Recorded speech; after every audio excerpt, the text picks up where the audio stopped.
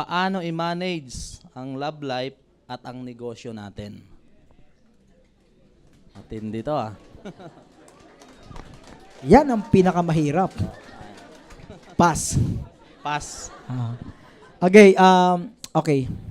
Love, for me, kung nasa situation ka nung yung love life, yung nagpa-fireworks ka lagi ang utak mo, di ba? Pag nandun ka situation na yon, sa stages na yon, nung in love ka.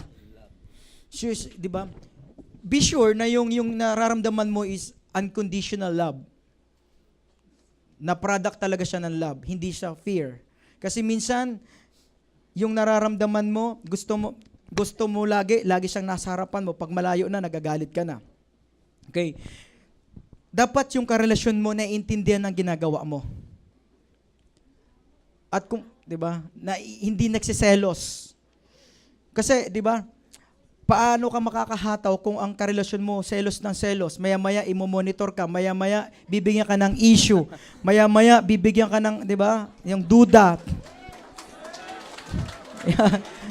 Parang ang daming in love ah. Alright. Tuwan-tuwa. For me, unconditional. Unconditional means freedom. Pag lahal mo ang tao, bibigyan mo ng freedom, bibigyan mo ng pag-uunawa, bibigyan mo ng suporta. Pagmamahal ay bibigyan mo ng freedom, pag-uunawa at suporta. Pag hindi mo nararamdaman yun sa karelasyon mo, hindi siya love. Fear siya, fear. Dapat inspire kayo pareho na mapaganda ang buhay. Inspire kayo na mabago ang buhay. Hindi dapat naghahatakan o hinahatak yung isa pababa. Pag may situation na ganun sa relationship, I doubt na makakatrabaho ka ng todo sa business mo.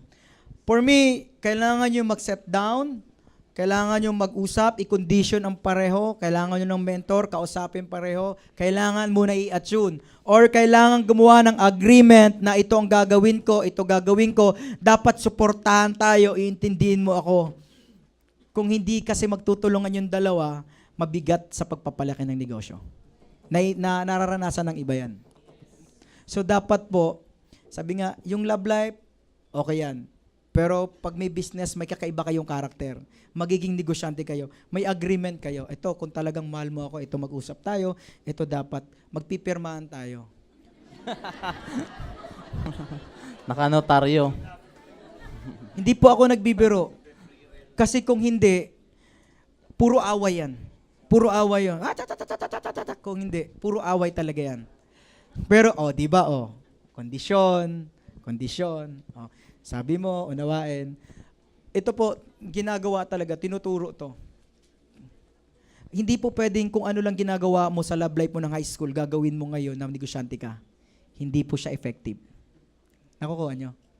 Oo. Alam mo po, may agreement naman na mauwi ako, malilate ako minsan, may mga kasama ako, lalo na sa mga babae, ito, may mga kasama ako mga upline, lalaki yon, so dapat di ka magselos. Tama po? Yes. Pinaka-the best nga. Sige, agreement natin. Kung tutuloy natin relationship na to, dapat mag-network tayo parehas.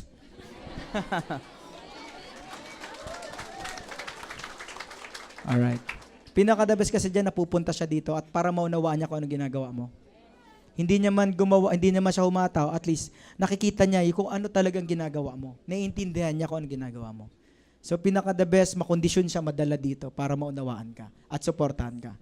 Alright! Yes. Huli.